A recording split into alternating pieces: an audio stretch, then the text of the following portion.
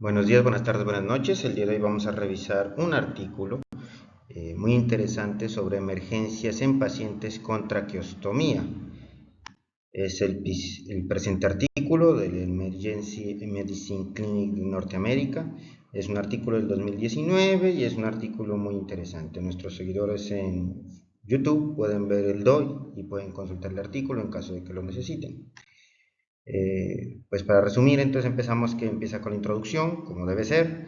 Entonces nos menciona que en promedio se realizan más de 110.000 traqueostomías por año en los Estados Unidos, con una tasa de complicaciones general del 40 al 50%, de las cuales la mayoría van a ser complicaciones menores, por fortuna. Más de la mitad de los pacientes que van a sufrir una complicación grave van a morir a causa de emergencias de la vía aérea, y las complicaciones en términos generales se pueden clasificar de diferentes formas, pero nos van a mencionar principalmente dos. La primera es la clasificación según el tiempo de aparición, la va a dividir en intraoperatorias, posoperatorias inmediatas y posoperatorias tardías. Dentro de las intraoperatorias podemos tener hemorragia, embolismo aéreo y lesión traqueal.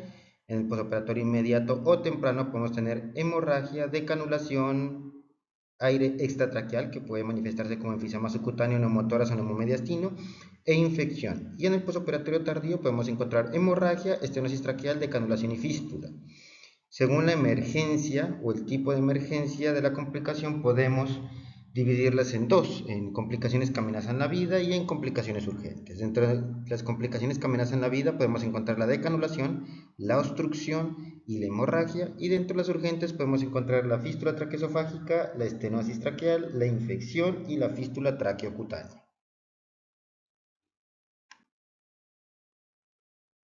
Y aquí el artículo pues nos menciona un poquito sobre la técnica. La idea es que una traqueostomía se puede colocar de dos formas principalmente: una percutánea, en la cual se utiliza un dilatador traqueal de forma progresiva y después se coloca la cánula de traqueostomía, y la vía abierta, en la cual se hace un procedimiento quirúrgico con una incisión en la tráquea. En general, las tasas de complicaciones entre las dos técnicas van a ser similares, y las indicaciones para el procedimiento van a ser la obstrucción de la vía aérea, el control de secreciones, la necesidad de ventilación prolongada y la necesidad de proteger la vía aérea durante un tiempo prolongado, como los pacientes que son llevados a reconstrucciones craneofaciales. Sin importar la técnica, usualmente se coloca la cánula entre el segundo y el tercer anillo traqueal, debido a que las incisiones más altas tienen riesgo de dañar el nervio laringio recurrente, y las incisiones más bajas van a poner en riesgo de decanulación y lesión venosa. Empezando por las complicaciones, entonces vamos a iniciar con las complicaciones que ponen en riesgo la vida, y la primera es la decanulación. Entonces la decanulación inadvertida ocurre con una incidencia que va a variar ampliamente, pero se ha descrito que puede ser del 0.35 al 15%, y es la segunda complicación grave más frecuente en la población pediátrica, en los pacientes en cuidados intensivos, y aproximadamente se corresponde con el 50% de las muertes relacionadas a la vía aérea. Cuando sucede en la primera semana es peor su pronóstico, debido a que aún no hay un estómago maduro y el tracto tracocutáneo es estrecho, lo cual incrementa la pérdida de la vía aérea y la imposibilidad de recanular, ¿no? Dentro de los factores de riesgo para que aparezca esta complicación tenemos el estado mental del paciente, la lesión cerebral traumática, la aparición o la presencia de secreciones abundantes debido a que produce tos y va a expulsar la cánula, el cambio reciente de traqueostomía, que haya un grosor cervical incrementado, la edad pediátrica, la técnica de colocación percutánea debido a que hay una disección amplia de los tejidos. Cuando un paciente consulta por esta complicación, se debe preguntar o se debe hacer dos preguntas. La primera es: ¿hace cuánto se realizó la traqueostomía? Y la otra es: ¿hace cuánto tiempo sucedió la decanulación? Y esto pues, con motivos o debido a que el tratamiento va a variar dependiendo de estas respuestas. En general, pues se debe intentar la recanulación en el menor tiempo posible, y cuando el paciente acude entre la primera semana de la que se realizó la traqueostomía, de preferencia se debe hacer la recanulación bajo una visión endoscópica, que puede ser por nasofibro o broncoscopía, para de esta manera reducir el riesgo de crear una falsa vía en los tejidos blandos del cuello y pues aumentar el número de complicaciones, ¿no? Hay que tener en cuenta que en caso de que no sea posible, podría requerir la necesidad de intubación orotraqueal como puente a la recanulación.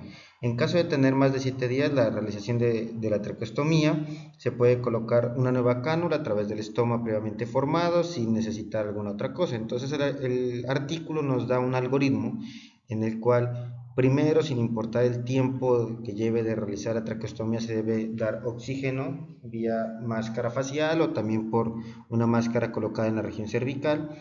Y pues si tiene menos de 7 días, intentar una recanulación bajo visión directa. Si tiene más de 7 días, pues intentar una recanulación sin visión directa.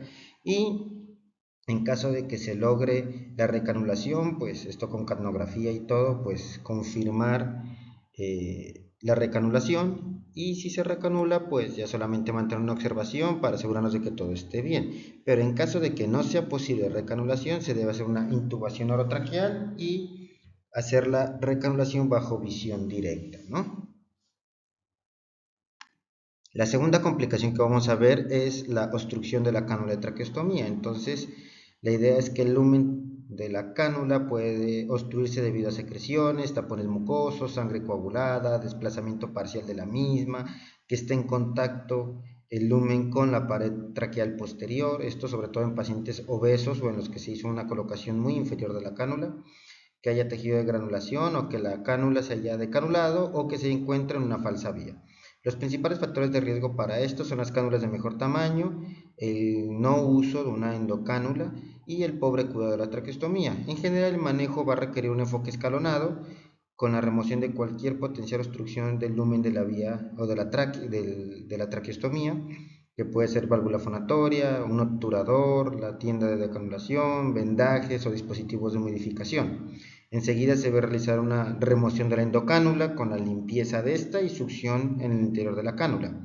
En caso de que no se pueda introducir una cánula de succión, se debe desinflar el neumotaponador con el fin de permitir la entrada de aire por la periferia de la cánula, y en caso de que ninguna de estas maniobras sucedan, pues se debe retirar la cánula, ventilar al paciente, si es necesario hacer la intubación orotraqueal y evaluar la nueva colocación de cánula de traqueostomía. Entonces el algoritmo que nos da el artículo es este que podemos ver, o los suscriptores en el canal de YouTube pueden ver, y es que se debe hacer una oxigenación pues de la orofaringe por una máscara facial y de la región cervical a través de una máscara también en ese lugar, remover los dispositivos externos en caso de que estén presentes, en caso de que esto no solucione el problema, remover la endocánula si está presente, desafortunadamente muchos dispositivos no van a tener. Después realizar una succión de la traqueostomía, en caso de que esto no funcione, entonces desinsuflar el neumotaponador, si está presente por supuesto, y en caso de que no esté presente, entonces remover la traqueostomía y hacer una ventilación con presión positiva puede ayudar. En caso de que se dé por la cánula nasal, pues se debe hacer oclusión del orificio de traqueostomía, pues para que no se salga la presión positiva por ahí, y en caso de que sea dada por la región cervical, pues así como se observa en la imagen, en nuestros suscriptores pueden ver en el canal de YouTube. Dentro de las complicaciones, siguiendo, va a ser la hemorragia. Entonces el sangrado por la traqueostomía va a ser una complicación que se encuentra en el 5% de las traqueostomías, pero puede ser una complicación potencialmente mortal. La idea es que el sangrado en las primeras 48 horas puede presentarse secundario a sangrado de los tejidos intervenidos, pero un sangrado que se presenta posterior a las 48 horas por lo general son más críticos, y dentro de estas complicaciones se va a encontrar la fístula traqueoinnominada, que es una complicación extremadamente infrecuente con una incidencia aproximada de 0.7%, pero con una mortalidad mayor al 90%, lo cual es una complicación muy grave. En caso de siempre de que haya un sangrado catastrófico, se debe asumir que se trata de una fístula traqueoinnominada y se debe realizar las maniobras de resucitación pertinentes con el fin de realizar una corrección quirúrgica. Entonces el artículo nos da este algoritmo en el cual se dice que primero hay que hacer presión en la escotadura external, inmovilizar al equipo de cirugía vascular, incluyendo si es posible un cirujano vascular y radiología intervencionista en caso de que se cuente con ese servicio. La idea es que se debe realizar una insuflación del balón al volumen máximo que da, esto con el fin de que haya una oclusión externa del sangrado y pues llevar a la reparación, ¿no? Pero en caso de que no sea posible, se debe remover la traqueostomía en caso de que no tenga pues un balón de neumotaponador, y se puede colocar un tubo endotraqueal a través del estoma y insuflar lo máximo que se pueda el neumotaponador del tubo endotraqueal. En caso de que no se pueda por la parte cervical, también se puede realizar una intubación a través de la vía orotraqueal y remover la traqueostomía. Otra de las opciones que se encuentran pues es la compresión manual, metiendo el dedo dentro de la tráquea y hacer una presión hacia el esternón. La idea es que esto puede requerir una corrección quirúrgica en todos los casos, y va a requerir, puede ser resección de la parte con anastomosis primaria, colocación de injertos, y esto va a llevar también no solamente una incisión cervical, sino posiblemente esternotomía, ¿no? Continuando entonces con las complicaciones, vamos a tener las complicaciones urgentes. La primera complicación que vamos a ver es la fístula traqueosofágica. Entonces tenemos que la fístula traqueosofágica se va a definir como una comunicación entre la pared posterior de la tráquea y la pared anterior del esófago. Esto por lo general va a ser secundario a una presión excesiva de forma prolongada del balón de la cánula de traqueostomía con posterior isquemia, necrosis, ruptura tisular y formación de la fístula. Los principales factores de riesgo van a incluir la alta presión de la vía aérea, la presencia prolongada de balón de traqueostomía con una alta presión de inflado, el movimiento excesivo de la cánula de traqueostomía, el uso de esteroides, el padecimiento de diabetes mellitus tipo 1, la hipoxia crónica, el pobre estado nutricional, la hipotensión, la anemia, sepsis, presencia de tubo esofágico, enfermedad por reflujo gastroesofágico. Se puede manifestar como una fuga aérea persistente, con distensión abdominal, lesión por aspiración pulmonar, tos con la deglución, la presencia de abundantes secreciones bronquiales copiosas y dificultad respiratoria con distrés respiratorio. Usualmente la fístula se va a encontrar 1 a 2 centímetros distal al estoma de traqueostomía o a nivel del balón de traqueostomía, y puede ser largo, midiendo entre 4 a 5 centímetros. El manejo de urgencia va a incluir pues limpiar la contaminación a través de la aspiración de la vía aérea, suspender la alimentación por la vía oral y realizar una elevación de la cabecera de la cama del paciente hasta unos 45 grados. Si hay gastrostomía, se debe aspirar el contenido gástrico, pero las vías de alimentación nasogástrica se deben retirar. El tratamiento a largo plazo va a consistir en un manejo conservador con un ajuste del valor de traqueostomía, una posición más distal y nutrición vía yeyonastomía. El manejo mínimamente invasivo con stent traqueal y esofágico va a ser una opción, pero en caso de que no esté disponible se va a requerir cirugía con esofagoplastía y traqueoplastía, y hay diferentes técnicas, ¿no? Se han descrito para esto. Otras complicaciones, digamos, no urgentes van a ser la estenosis traqueal. Esta va a ser común en los pacientes intubados o traqueostomizados de forma prolongada. Solo el 3 al 12% de los pacientes van a requerir intervenciones, y muy pocos pacientes van a tener una estenosis crítica que va a requerir una intervención urgente. En general, la estenosis va a ser secundaria a la aparición de tejido de granulación, a fibrosis periostomal o traqueal. También puede ser secundario a lesiones traumáticas con isquemia secundaria. Y afortunadamente en general no generan síntomas, pero los pacientes que tengan una estenosis con un diámetro menor al 50% del diámetro normal van a tener síntomas, y los síntomas van a incluir tos, dificultad para retirar secreciones, disnea ocasional. La disnea en reposo y el estridor va a ser muy infrecuente y por lo general se va a asociar con un diámetro traqueal menor a 5 milímetros. En general se considera que 2 meses es el tiempo en el cual se puede desarrollar la estenosis posterior a una decanulación, y se debe tratar con dilataciones en primera instancia, pero en caso de que no funcionen se va a realizar anastomosis terminal o resección láser de la estenosis.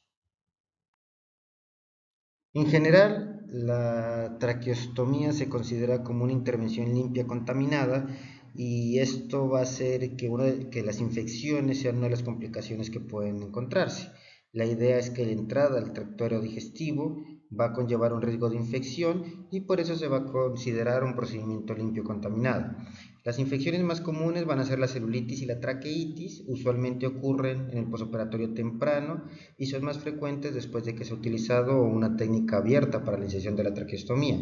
La mayoría de las infecciones van a ser menores y se van a poder solucionar digamos, con antibióticos sin problema, pero se puede haber una evolución hasta mediastinitis y fascitis necrotizante. Los microorganismos más frecuentemente encontrados van a ser Staphylococcus aureus, Pseudomonas y flora mixta. Y como se mencionó, pues el tratamiento ideal, inicial por lo menos, va a ser solamente antibiótico. La presencia de fístula traqueocutánea es la última de las complicaciones que nos va a mencionar el artículo. La idea es que después de la decanulación los estomas cierran en aproximadamente 6 semanas. Sin embargo, la epitelización persistente del estoma puede resultar en la formación de una fístula.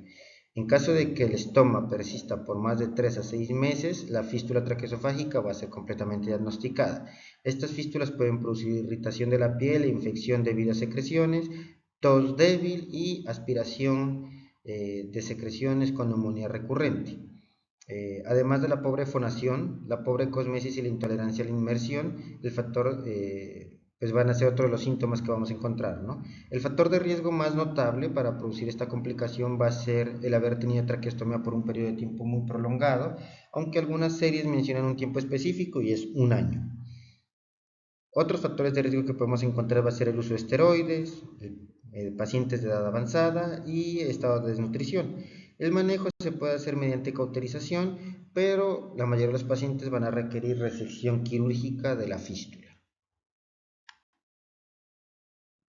Y esto es todo lo que tenía para comentarles el día de hoy. Nos veremos en una próxima ocasión. Buenos días, buenas tardes o buenas noches.